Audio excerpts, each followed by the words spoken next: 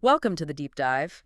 Today, we're zeroing in on stockholders' equity. Yeah, we're going to try and figure out who really owns a slice of a company and what that looks like on paper. Exactly. And we're using a financial reporting module to, break down the pieces. hmm The building blocks of equity. So, our mission for you today, get a clear grip on these core parts of stockholders' equity. No getting lost in the jargon. Right. We want to highlight what's crucial and why it actually matters for understanding if a company's financially sound. Okay, so let's dive in. Stockholders' equity, what is it, fundamentally? Simply put, it's the owner's claim on what's left after you pay off all the debts. So assets minus liabilities. Right, it's that last section you see on the balance sheet. Exactly. And it's usually categorized by where the money came from. Okay, and the foundation of that is capital stock, also called legal capital. Yeah, that's the bedrock. It's the minimum amount, legally speaking, that a company has to keep hold of. It's there to protect creditors. And that includes par value. What's the deal with par value? Well, preferred stock usually has a par value. Common stock might or it might not. It's kind of a nominal value. So not market value. No, not at all. And any cash raised above that par value, that gets funneled into something called additional paid-in capital. Okay, makes sense. And then we hear about authorized, issued, and outstanding shares. Quick difference. Sure.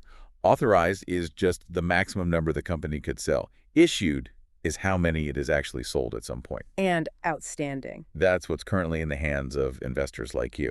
It's issued shares minus any shares the company bought back itself, treasury stock. Got it. And these numbers have to be disclosed, right? Oh, yeah, absolutely. Transparency is key there. So common stock, that's the basic ownership. Yeah, voting rights and all that. That's the one. It usually comes with the highest risk, but also the highest potential reward. Common stockholders get voting rights, typically. And they're last in line if things go south? Pretty much. They get what's left after bondholders, creditors, and preferred stockholders are paid if the company liquidates. Sometimes they get preemptive rights, too, like first dibs on new shares. Okay.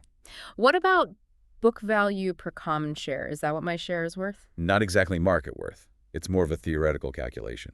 Imagine the company sold everything at its book value, paid all debts. Then this is what's left for each common share. Roughly, yeah. It's a what? formula.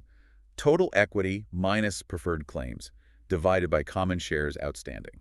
Interesting. Now, preferred stock, you mentioned, it gets preference.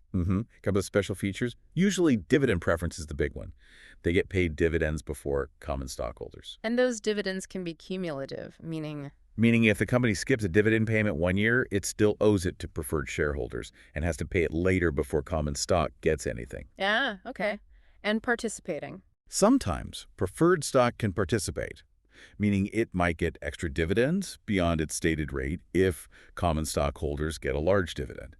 But often, preferred stock doesn't get voting rights. There's also this mandatorily redeemable preferred stock. Sounds kind of like debt. You nailed it. Yeah. Because it often has a maturity date, the company has to buy it back.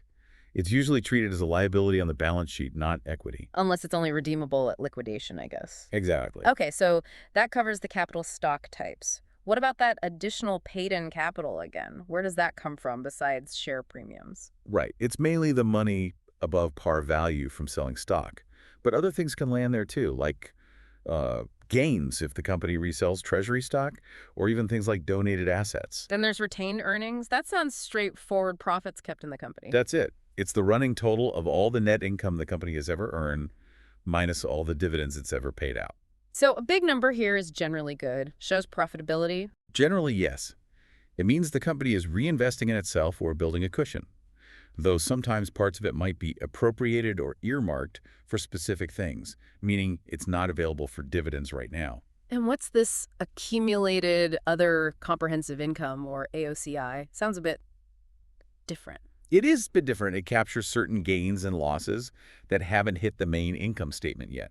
Think unrealized gains or losses on certain investments or adjustments from foreign currency translations. So it gives a broader picture of financial changes. Kind of, yeah. Yeah, it bypasses net income initially, but still affects overall equity. Last one, treasury stock. That's when a company buys back its own shares. Correct. Companies do this for various reasons, maybe to boost earnings per share or have shares for employee stock options, or just because they think the stock is undervalued. And these shares, they don't count as outstanding anymore. Nope.